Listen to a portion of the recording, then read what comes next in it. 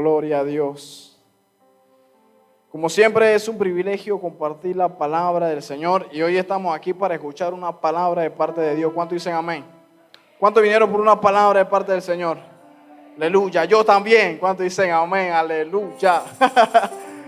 Acompáñenme ahí inmediatamente al libro de Marcos capítulo 9,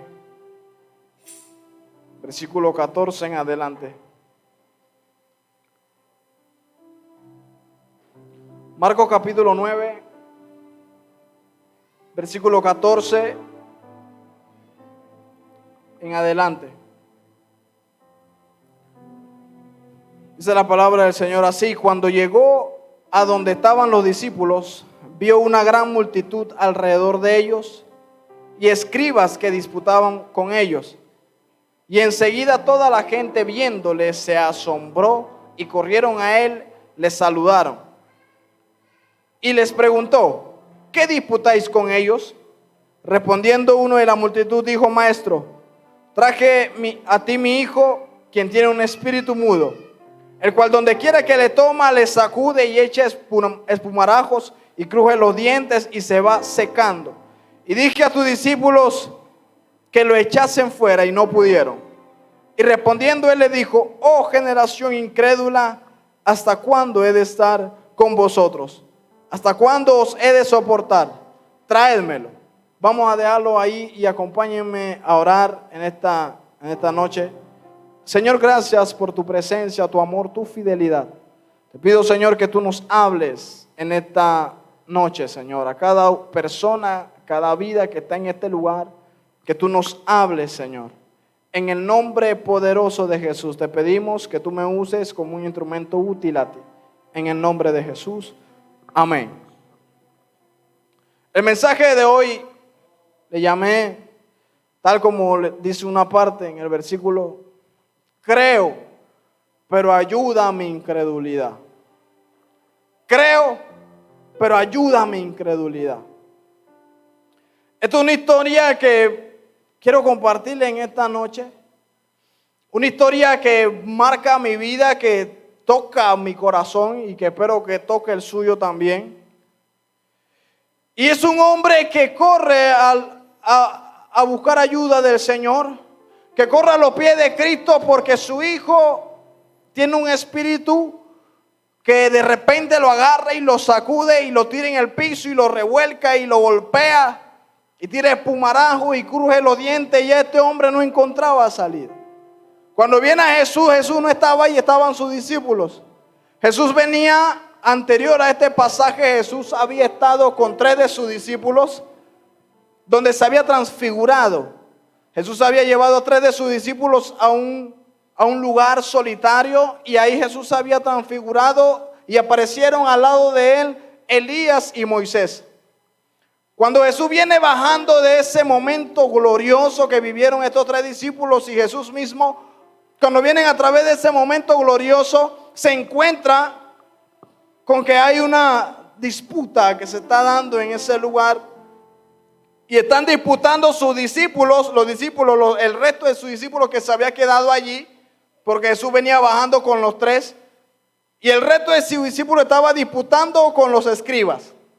Los escribas eran las personas, tal como lo dice la palabra, eran escritores de la ley e interpretaban la ley en ese entonces. Eran personas cultas, personas inteligentes, personas con un conocimiento amplio de la ley. Escribían la ley, la transcribían y luego se convertían en doctores de la ley, interpretadores, y enseñaban al pueblo. Y entonces están disputando los discípulos con los escribas. Cuando llega Jesús, le pregunta a los discípulos: hey, ¿qué es lo que está pasando aquí?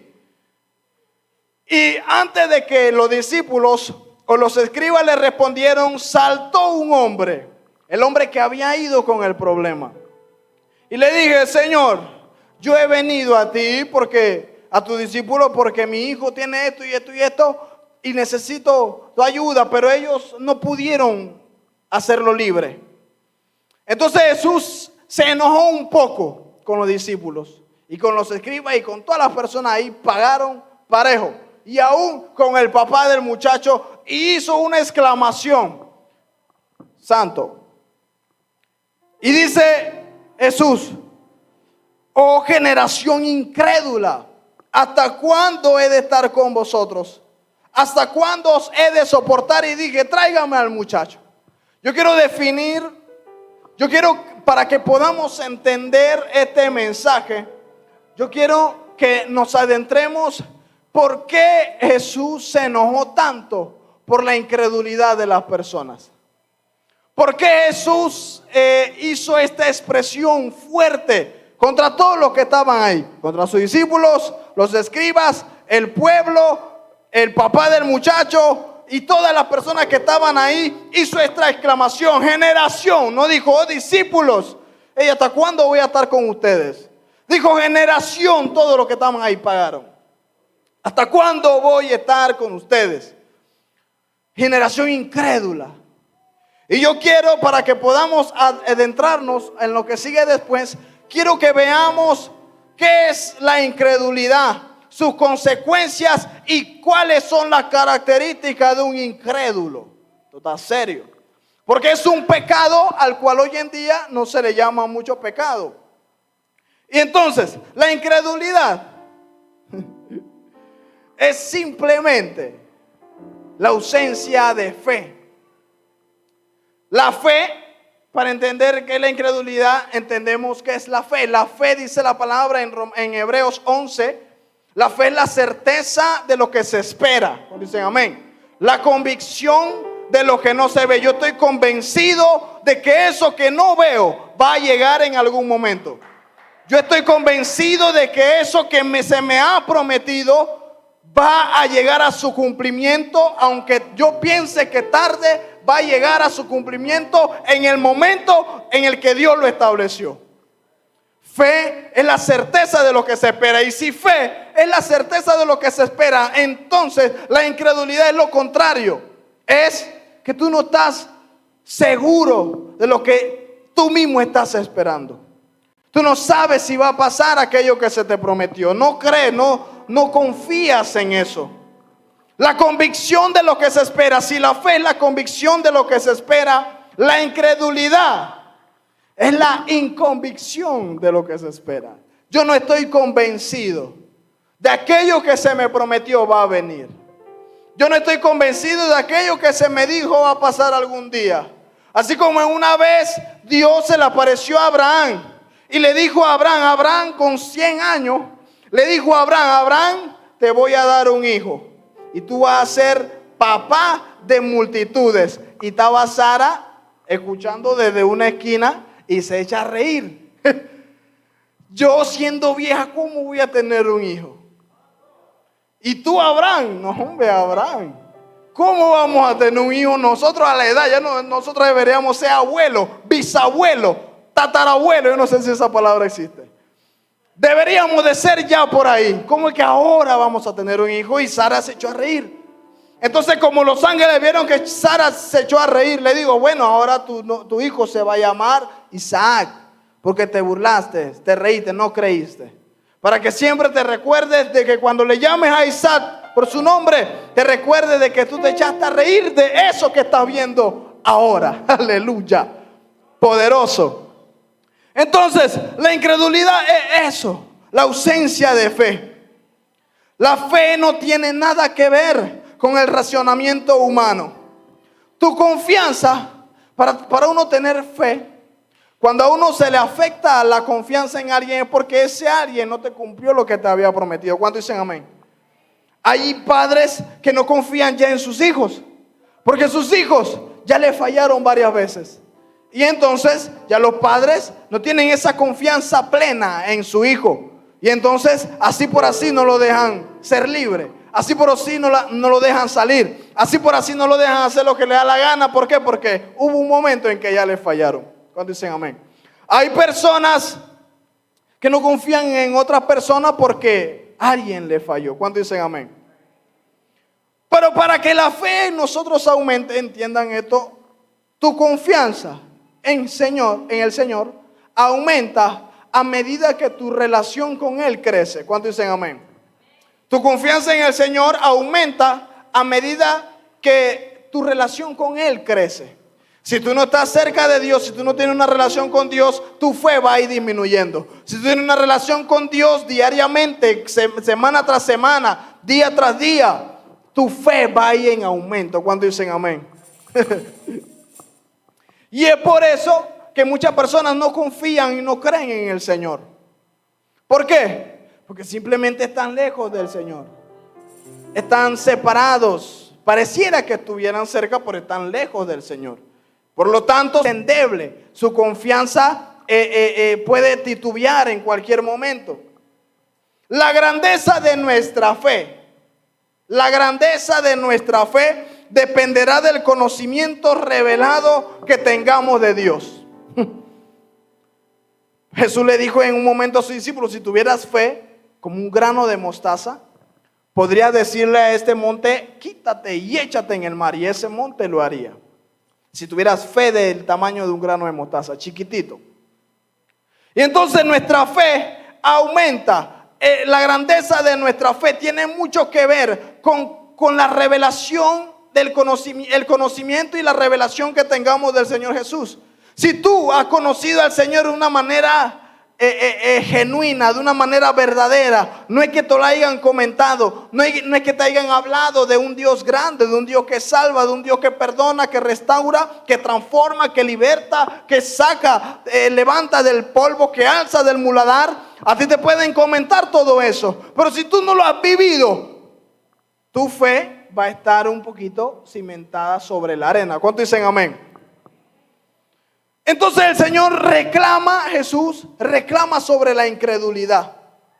Aún en Marcos, en el libro que estamos leyendo, en Marcos, en el versículo 6, capítulo 6, Jesús entró a Nazaret. ¿Y qué pasó? Dice que no hizo muchos milagros allí. ¿Por qué? Por la incredulidad de las personas que estaban.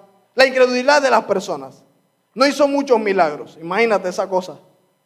Y vamos a ver las consecuencias de la incredulidad. ¿Cuánto dicen amén? ¿Cuándo me siguen? Denle un aplauso al Señor.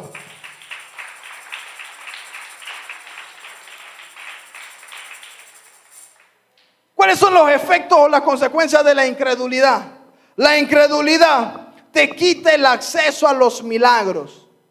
Si tú no crees, muy poco tú vas a ver milagros. Así sea que se te estén presentando al frente, tú no vas a creer en los milagros. La incredulidad te quita el acceso a los milagros, tal como lo vimos y como lo estoy diciendo en Marcos capítulo 6. Por la incredulidad de las personas, Jesús no pudo hacer muchos milagros en Nazaret. Imagínense eso. Por la incredulidad de muchas personas, por la incredulidad de muchos padres, muchos hijos, muchos jóvenes, muchos adultos, por su incredulidad, Dios no ha podido hacer más de 4 cosas en su hogar. No ha podido hacer más de 4 cosas en su vida misma, en sus pensamientos, en su alrededor. ¿Por qué? Por la incredulidad. La incredulidad nos priva de ver los milagros del Señor. La incredulidad cierra tus ojos a la realidad. La incredulidad cierra tus ojos a la realidad. ¿Por qué? Lo vemos aquí mismo en Marcos 16, 14. Jesús había resucitado. Las mujeres habían visto a Jesús resucitado. Y llega Tomás y dice: si yo no veo a Jesús, si yo no meto mi dedo en su llaga, si yo no le veo las marcas, yo no creo que Él haya resucitado. Jesús viene, se le presenta y le dice a este hombre: mete tu mano, mete tu dedo en mi llaga. Y lo reprendió y le dijo: ¿por qué dudaste? ¿Por qué no creíste? ¿Por qué no le creíste a aquellos que dijeron que yo estaba resucitado? ¿Por qué? Porque la incredulidad te cierra los ojos a la realidad. Dios puede estar obrando ahí mismo a tu vista, a tus ojos, pero por la incredulidad nuestro entendimiento es entenebrecido, es cegado. Dios puede estar manifestándose alrededor aquí en la iglesia, en un culto glorioso, en una alabanza que toca el corazón de Dios. Pero la incredulidad no nos deja disfrutar de esa presencia del Señor agradable y perfecta. Porque nos cierra los ojos a la realidad. La incredulidad te opone a la verdad. Pablo en 1 Timoteo dijo: yo en un tiempo oprimía a la iglesia, la perseguía, la asolaba, pero Dios tuvo misericordia de mí. ¿Sabe por qué? Porque lo hacía en ignorancia y en incredulidad, porque no creía que ese Jesús, Luya, era el Hijo de Dios. Hasta que Jesús se le presentó al frente, lo tumbó del caballo y él quedó asustado y le dijo: Señor, ¿qué quiere de mí? Señor, ¿qué quiere de mí? Poderoso. La incredulidad te opone a la verdad. ¿Cuántos disque ateos, disque personas que no creen en Dios, no tienen ninguna base para creer en Dios? ¿Pero por qué? ¿Por qué no creen en Dios? Porque la incredulidad los opone a la verdad. Dice el necio en su corazón: no hay Dios. Dice Salmos. ¿En serio eso? La incredulidad te aparta de Dios y de su voluntad. Acompáñenme, quiero que me acompañen en este versículo. Hebreos 3:12. Esto está fuerte. Hebreos 3:12. Mira lo que dice aquí. El Señor hace una advertencia, porque la incredulidad te aparta de Dios y de su voluntad. Leemos desde el verso 7. Por lo cual, como dice el Espíritu Santo, si oyereis hoy su voz, no endurezcáis vuestros corazones, como en la provocación, en el día de la tentación en el desierto, donde me tentaron vuestros padres, me probaron y vieron mis obras 40 años, a causa de la cual me disgusté contra esa generación. Mira, es una similitud del disgusto de Jesús en esta historia. Dice: me disgusté con esa generación. Igual como Jesús se disgustó y dijo: generación incrédula. Se disgustó un poco. Y sigue diciendo: a causa de lo cual me disgusté contra esa generación y dije: siempre andan vagando en su corazón y no han conocido mis caminos. Por tanto juré en mi ira: no entrarán en mi reposo. Y dice el versículo 12, que hace la advertencia: mirad, hermanos, que no haya en ninguno de vosotros corazón malo de incredulidad, para apartarse del Dios vivo. La incredulidad hace que tú te apartes de los caminos de Dios. Hace que tú te apartes de los propósitos que Dios tiene para ti. ¿Cuántas personas con propósito allá afuera andan deprimidas, andan viviendo un día a la vez, andan lejos de lo que Dios quiere para ellos? ¿Por qué? Porque la incredulidad inundó su corazón y cuando se dieron cuenta estaban lejos de Dios. Esto es serio. ¿Cuántos dicen amén? Y por eso Pablo hace la advertencia: hermanos, que no haya en vosotros corazón malo de incredulidad para apartarse del Señor. Nunca le pasa eso por la cabeza. Uno puede flaquear, puede desmayar, puede golpearse, puede estrellarse, puede darse golpes, pero nunca pienses en mirar atrás. Nunca pienses en dejar los caminos de Dios, porque si llegas a pensar de esa forma, dite a ti mismo: hey Edwin, estás como loco. Porque es triste pensar en regresar atrás. Seguimos. La incredulidad te lleva a vivir un evangelio religioso. La incredulidad, tú vienes a la iglesia, te sientas bien ahí tranquilo, pero nunca crees sinceramente.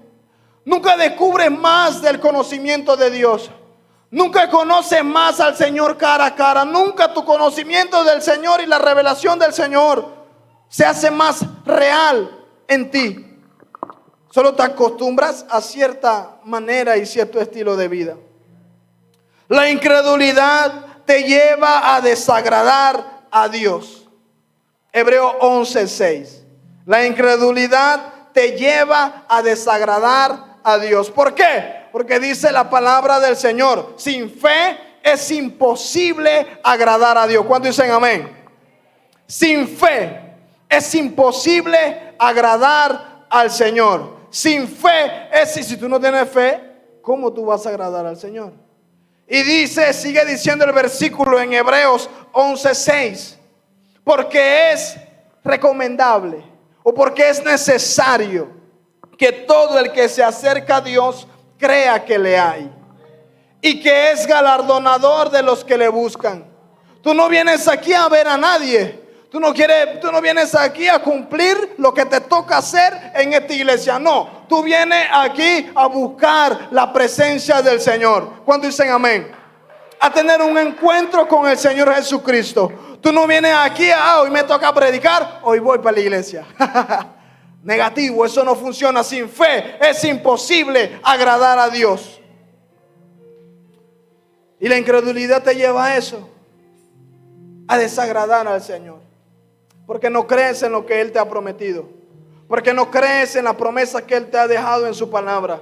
Porque no crees en las cosas que Él te dijo que iba a hacer contigo. No crees, te cuesta hacerlo. Dudas acerca de eso. Dios llamó a la incredulidad, al pecado de la incredulidad, la llamó como los que vuelven a Egipto. Esto lo vemos en Isaías 31, versículo 1, donde dice: ¡ay de los que descienden a Egipto para buscar consejo, y no de mí! Descienden a Egipto para buscar consejo de los impíos. Dios le llamó a Dios fue recio con este pecado de incredulidad. En un momento Pedro se estaba hundiendo en el mar. Jesús viene y lo ayuda. Y le dijo: hombre de poca fe, ¿por qué dudaste? ¿Por qué dudaste? Si ya estabas caminando, si ya estabas dando los pasos sobre el agua. La misma advertencia hace Pablo a los Gálatas y le dijo: hey, ustedes caminaban bien. ¿Quién los estorbó? ¿Quién los estorbó? ¿Quién los hizo descarriarse del camino? ¿Quién lo hizo pensar y buscar otro evangelio, otra comodidad, otra cosa del que nosotros le hemos predicado? Dice Pablo. ¿Quién lo hizo? La misma advertencia la hace Jesús a Pedro. Hey, hombre de poca fe, ¿qué es lo que te pasa? Si ya estaba caminando y yo estaba al frente. La incredulidad afecta al corazón de Dios. ¿Sabe por qué? Porque limitamos el poder, no creemos, decimos, tal como dice la palabra, de nuestros labios decimos: Dios, tú eres un Dios poderoso, tú eres un Dios omnipotente, omnisciente, omnipresente, tú eres un Dios eterno, tú eres un Dios poderoso. Pero en nuestro vivir diario, ese Dios poderoso no lo aceptamos en nuestro corazón y hacemos las cosas como nosotros queremos. No creemos en el poder que Dios, no le damos a Dios el control, sino que nosotros mismos queremos guiar nuestras vidas y nuestros problemas. Y ahí estamos actuando en incredulidad. Si tú has tratado de resolver tus problemas por ti mismo, según tu propia sabiduría, estás siendo incrédulo porque no estás confiando en el Señor. ¿Cuántos dicen amén? Esta palabra me quebranta porque todos hemos pasado por esta situación. Ahora quiero demostrarle las características. Ya sabemos los efectos horrendos.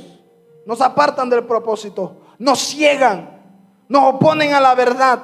Pero ahora quiero que ustedes sepan algunos, porque hay muchos, algunas características de aquellas personas que son incrédulas. Para que usted se identifique y diga: Edwin, yo soy un incrédulo.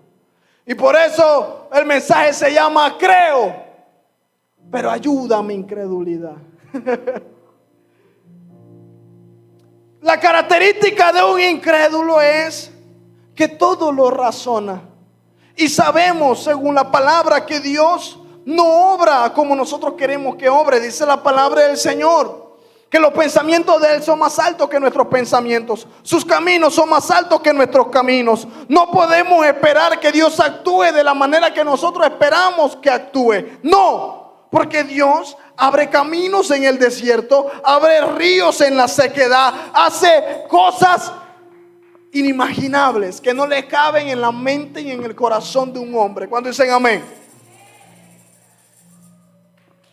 ¿Quién iba a decir que usted iba a estar aquí hoy? Dios tuvo misericordia de tantas personas que están perdiéndose en el mundo. Dios hizo, a Él le plació. Usted se ganó estar aquí. Usted se ganó ser llamado hijo de Dios. Usted se lo ganó. No, usted está aquí por purita misericordia de Dios y porque a Él le plació. El incrédulo todo lo razona. No cree. Es como un científico que tiene que tener las pruebas. Si no hay pruebas, si no se puede explicar, entonces ahí le buscan algo. Pero menos llamar un milagro a un milagro. Menos esa. Otra característica de un incrédulo es que es desobediente. El resultado es un resultado de la incredulidad. Si tú eres un incrédulo, tú siempre vas a ser un hijo desobediente. ¿Sabes por qué? Un hijo desobediente porque no crees en que Dios es amor y que en Él está completo, y no crees que Dios es fuego consumidor y que te puede agarrar y corregir, porque Dios a todo el que ama corrige. Y no creemos eso. Es un cuento. No sé, hasta aquí he hecho y no me ha pasado nada.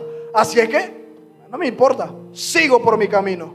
La incredulidad te lleva a la desobediencia una y otra vez, repetitivamente. La incredulidad te hace ser un idólatra. Muchas personas que no creen en Dios, y no creen en Dios, creen en la Virgencita, creen en por aquí, en por allá, en un ídolo, por aquí, por allá. ¿Por qué? Porque no creen en Jesús. No creen que Jesús está completo. No quieren seguir los mandamientos de Jesús y prefieren hacer sus propios dioses para sentirse cómodos. No, Jesús exige mucho. Jesús exige que yo cambie mi carácter, y este carácter lo he heredado de mi abuela, de mi bisabuelo y de mi mamá, y nadie me va a cambiar este carácter. Así que Jesús exige mucho. No, mejor yo me fabrico un Dios a mi conveniencia. La incredulidad, aleluya. Los incrédulos, una característica de los incrédulos es que creen de labios, pero no de corazón. Con sus labios me honran, pero su corazón está lejos de mí, dice la palabra del Señor. El incrédulo, aleluya, tiene que ver para creer. Tal como Tomás, así como se lo explicaba ahorita, él tenía que ver las heridas de Jesús para poder creer que Él había resucitado. Y Jesús, cuando vio esto, dijo, sí, se le enseñó, pero dijo, bienaventurado todo aquel que crea sin haber visto. Y aquí entramos nosotros. Si tú crees sin haber visto, bienaventurado eres. ¿Cuántos dicen amén? Pero el incrédulo no, el incrédulo tiene que ver para creer. Señor, tú me prometiste esto, pero yo quiero verlo. Si no, ese profeta estaba en mentira. Era mentiroso. Señor, dice tu palabra esto y esto y esto, que tú me ibas a ayudar en cualquier circunstancia de mi vida. Pero no, Señor, ayúdame. Cuando yo vea tu ayuda, entonces yo voy a creer que tú me ayudaste. Otra característica del incrédulo es que el incrédulo tiene a Dios como último recurso para resolver sus problemas. ¿Cuántas personas están en problemas y tratan de resolverlo por todos los medios, y ya cuando no dan más, entonces recurren al Señor? ¿Por qué? Porque no creían que el Señor era el primero que lo podía ayudar a salir de sus problemas y de sus dificultades, y recurrieron a Él ya de último. Eso es serio. ¿Cuántos dicen amén?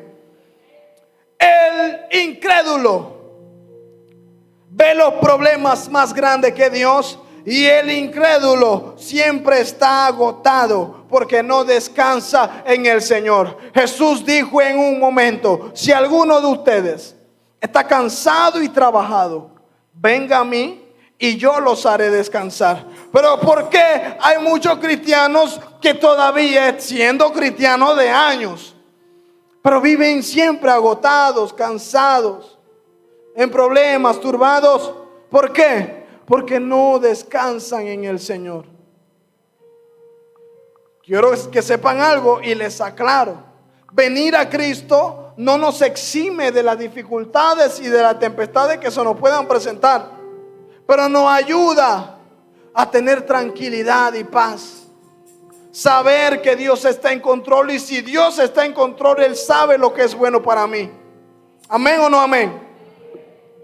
Ahora, si usted se identifica con alguno de estos, si usted ha hecho eso en algún momento, si usted ha dudado en algún momento del Señor, de la promesa de Dios, puede que haya incredulidad en su vida.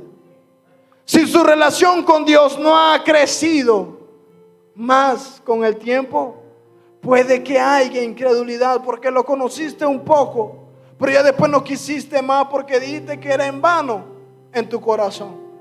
Y si usted se identifica con estos señores, sigamos.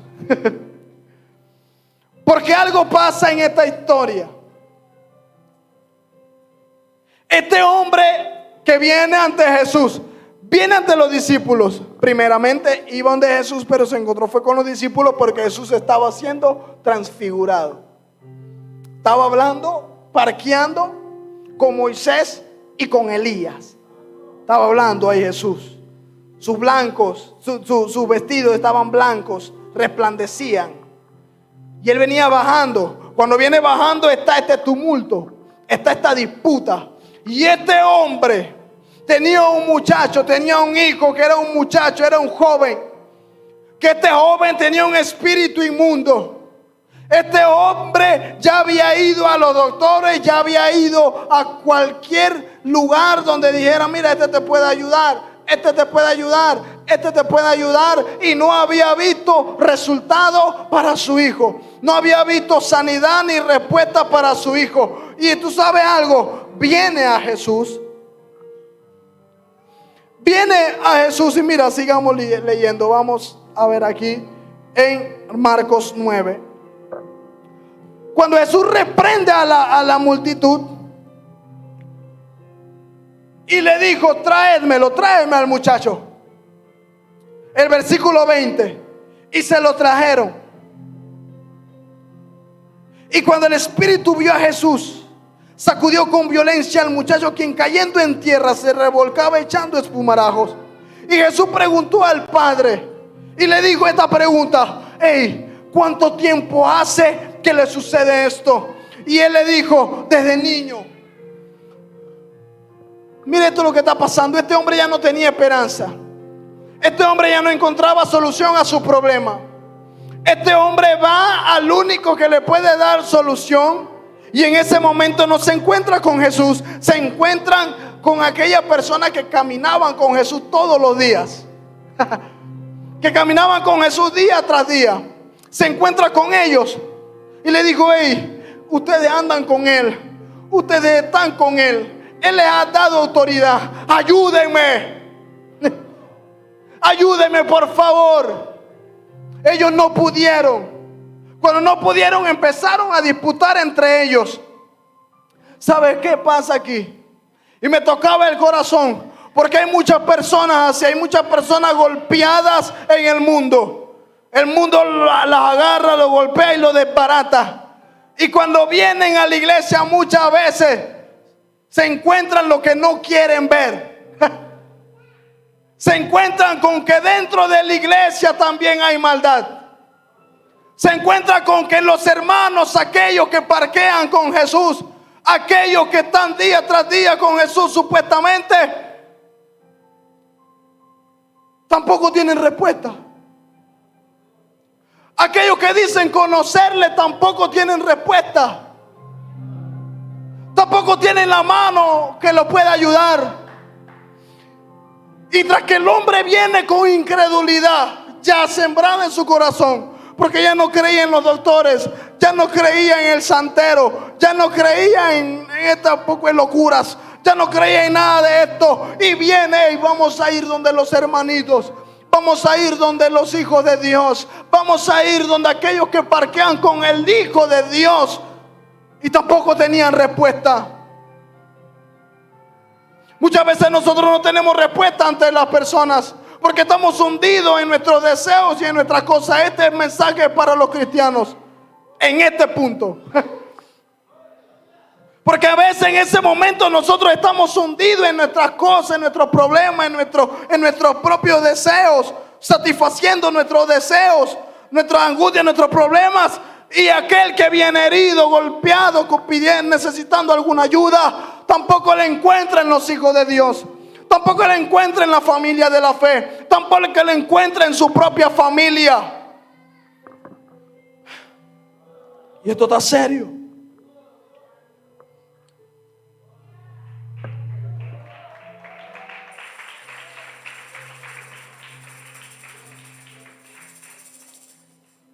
Pero hay algo que aquí me impacta, porque estaban los discípulos de Jesús, y ¿sabes qué? Sea como sea, donde están los discípulos de Jesús, cerca está Jesús. Tal como dice la palabra, donde hay 2 o 3 congregados en su nombre, allí está Él. Y si Él lo prometió, Él lo va a cumplir. Pueda que no encuentre la solución en los hermanitos de Cordero de Amor, pero si entras por esa puerta, te aseguro que aquel que estableció esta casa, aquel que la fundó, aquel que la levantó y la ha sostenido hasta el día de hoy, ese tiene la respuesta para ti. Poderoso. Y Él le hace esta pregunta a este hombre. La misma pregunta que nos hace a todas las personas hoy en día. Le hace esta pregunta: ¿y cuánto tiempo hace que le pasa esto? ¿Cuánto tiempo llevas cargando con ese pecado? ¿Cuánto tiempo llevas cargando con ese dolor? ¿Cuánto tiempo llevas cargando con ese mal genio, mal carácter? ¿Cuánto tiempo llevas cargando con ese problema en tu corazón? ¿Cuánto tiempo llevas orando por tu familia? ¿Cuánto tiempo llevas orando por tus hijos? ¿Cuánto tiempo llevas orando por aquel que está perdido? Aquel amigo tuyo, tu hermano. ¿Cuánto tiempo llevas así? Y este hombre le dijo: mi hijo está así desde niño. Desde niño está así. La misma pregunta Dios nos hace hoy: ¿y cuánto tiempo vas a seguir así? ¿Cuánto tiempo estás cargando con ese dolor? Con esa angustia, con esa cosa que a veces te roba el sueño, con esa angustia, ese pecado asediante, ese pecado que no te deja servirle bien, ese pecado que no te deja servirle como Él quiere que tú le sirvas. ¿Desde cuándo estás cargando con eso? Poderoso. Y él, cuando dijo, y desde niño, y le dijo, y muchas veces le echan en el fuego y en el agua para matarle. Y mire esta pregunta. Esta es una charla amorosa. Después que Jesús reprendió a toda esta gente, empieza a entablar una charla amorosa con este padre angustiado. Y le empieza a decir: ¿y cuánto tiempo hace que le pasa esto? Y él le dijo: desde niño, y pasa esto. Y a veces lo toma y lo echa en el fuego, o lo echa en el agua para que se muera. Muchas veces estamos así, muchas veces estamos muy encendidos, o muchas veces estamos muy apagados, muy fríos. ¿Cuánto tiempo va a llevar en esa montaña rusa? ¿Cuánto tiempo un día vas a estar bien y cuánto tiempo estás que no quieres seguir adelante, que no quieres seguir al Señor? ¿Cuánto tiempo? Y él empieza a entablar esta pregunta con el Señor, y el Señor el padre del muchacho le empieza a decir. Y él le dijo: desde niño, muchas veces le echan en el fuego y en el agua para matarle. Y mira lo que dice: pero si puedes hacer algo, ten misericordia de nosotros y ayúdanos. Cuando él le dijo esto: Señor, si puedes, hay gente que ya ha perdido la fe, la esperanza. Cree que ya no va a cambiar nunca. Cree que nunca va a poder servir al Señor correctamente. Ha perdido toda la esperanza. Y Jesús le dijo, después que le dijo: Señor, pero si puedes. Ya vi que tus discípulos no pudieron. Pero Señor, si tú puedes hacer algo, ayúdanos. Y él le dijo: si puedes creer, al que cree, todo le es posible.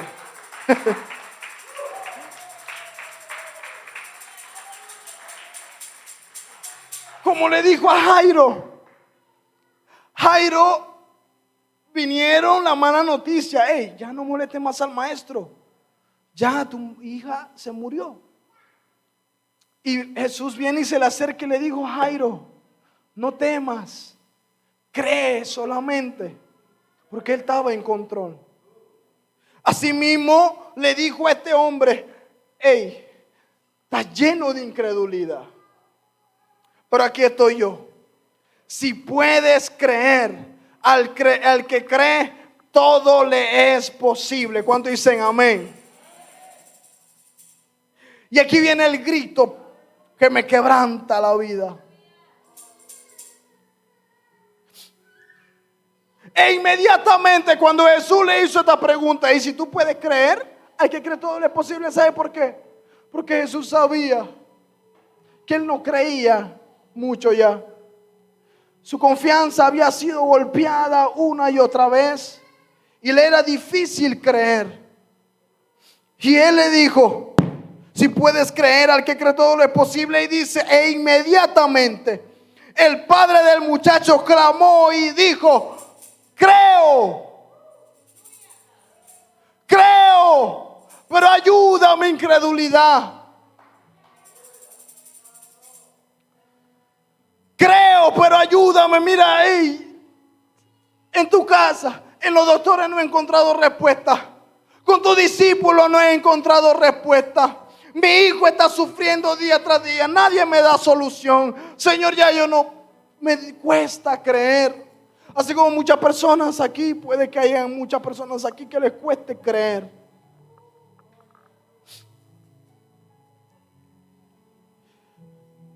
Al que cree todo le es posible. Y él clamó y le dijo: Señor, creo, pero ayuda a mi incredulidad. Y mira lo que pasa en esto. El Señor vino inmediatamente, creo en mi incredulidad. El versículo 25. Y cuando Jesús vio que la multitud se agolpaba, reprendió al espíritu inmundo diciendo: espíritu mudo y sordo, yo te mando, sal de él y no entres más en él.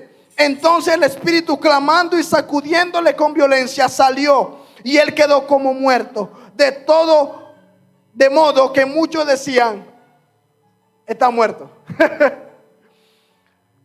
Este hombre era incrédulo. Su última gotita de fe la había depositado en Jesús. Y Jesús viene y reprende al espíritu mudo y sordo. Y el espíritu agarra a este muchacho, lo revuelca. ¿Y sabe qué pasa? Queda el muchacho como muerto.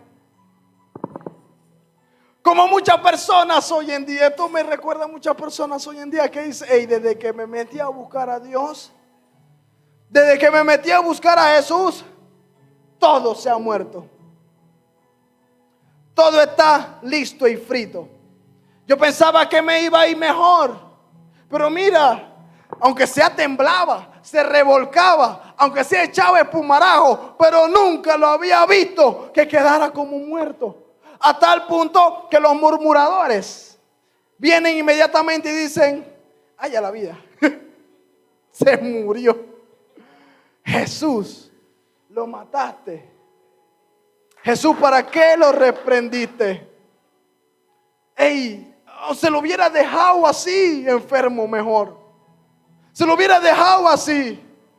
Lo hubiera dejado como estaba, tranquilo. ¿Para qué le pediste que predicara la palabra? Si lo que le han venido es golpes y azotes. ¿Para qué le pediste a Jeremías que predicara la palabra? Si todo lo que tiene ahora es escarnio. La gente lo quiere matar. ¿Para qué? ¿Para qué? Y dicen la gente: ay, ya la vida lo mató. Está muerto. Su esperanza última, frita. Pero ¿sabe algo? Aleluya. El que estaba ahí no era cualquiera persona.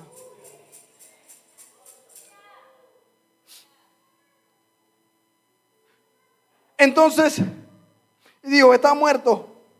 Muchas personas, cuando tú te metes a los pies de Cristo, cuando te metes a buscar a Cristo, dicen: le doy 3 meses y hasta ahí llega.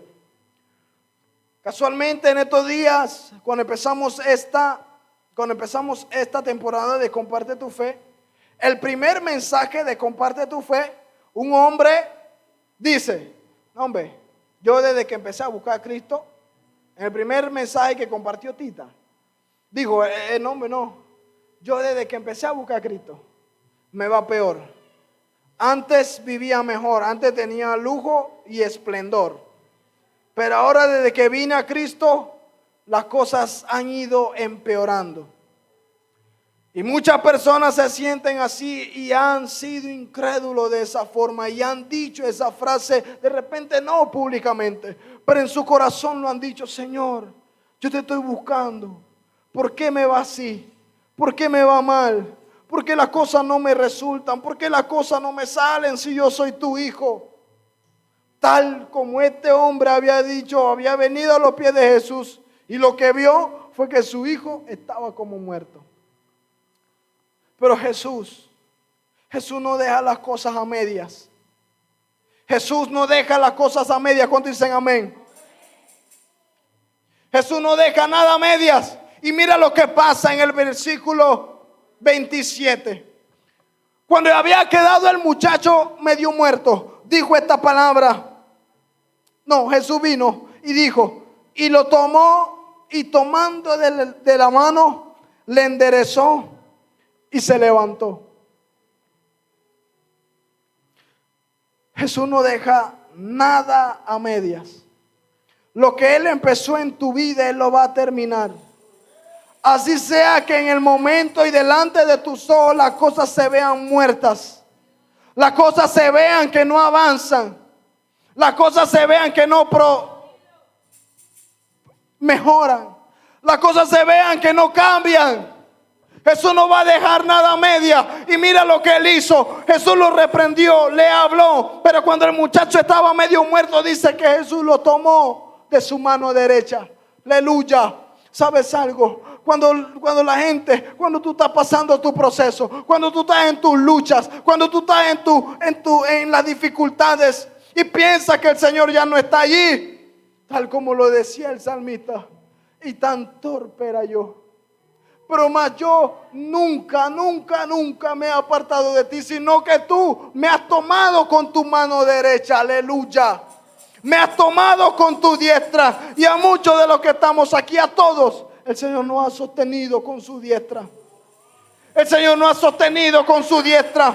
Dice la palabra, tus cuerdas cayeron sobre mí. Con cuerdas de amor me atrajiste. Con cuerdas de amor me levantaste. Tú levantas del polvo al pobre y al menesteroso alza del muladar. Yo me quebrantaba leyendo esta palabra. Porque muchas veces yo mismo y muchos de nosotros hemos dicho: Señor, mejor ya me quedo así tranquilo, vengo a la iglesia y ya.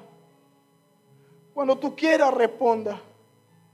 Cuando tú quieras, manda tu espíritu. Yo me acuerdo que antes yo venía desde mi casa, desde allá abajo caminando. Y yo venía caminando en el camino y decía: Señor, hoy sí me vas a bautizar con tu Espíritu Santo. Y cuando venía el momento de la prédica, yo tenía toda la fe del mundo de que cuando empezaban a orar, que se terminara la prédica, el Espíritu Santo iba a derramarse sobre mí y yo iba a ser bautizado en el Espíritu Santo. Cuando no era así, entonces venía animado. Pero cuando no era así, entonces iba para atrás refunfuñando. Señor, ¿qué hice? No oré bien, no lo deseé bien, no lo pedí bien. No, tú dices, y le iba hablando con la palabra al Señor. Señor, tú dices en tu palabra que tú das tu Espíritu Santo a aquellos que te lo piden. Que si un hijo, que si un padre, que si su hijo le pide pan, no le va a dar una serpiente. Y si su hijo le pide un pescado, no le va a dar una cosa ahí rara, una piedra. No, dice tu palabra que cuanto más tú, que así le iba hablando, cuanto más tú darás buenas cosas a aquellos que te la pidan. Señor, y yo te he pedido tu Espíritu Santo hoy. No te estoy pidiendo plata, no te estoy pidiendo dinero, no te estoy pidiendo nada. Señor, te estoy pidiendo tu Espíritu Santo. Iba refunfuñando. Iba refunfuñando. Bravo. Peleaba con Dios. Peleaba con Dios. Y muchos de nosotros andamos así. Y no ha pasado eso, Señor. Hoy yo quería cambiar. Hoy sentía que tenía fe. Hoy sentía que creía en ti, Señor, y regreso a mi casa vacío, seco.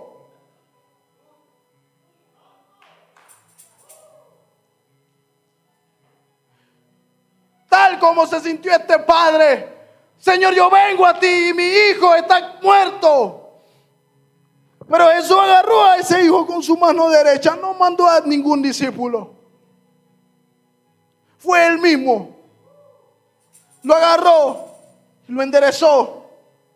¿Sabe algo, hermano y hermana que estás aquí? El Señor está allí, siempre contigo. Nunca te ha dejado. Nunca te ha desamparado. Nunca, nunca, nunca, nunca. Sea todo el hombre, todos los hombres sean mentirosos, pero Dios sea veraz. Pero Dios sea veraz. Dios no es hombre para mentir, ni hijo de hombre para arrepentirse. Lo que Dios prometió, Él lo va a cumplir. Aleluya.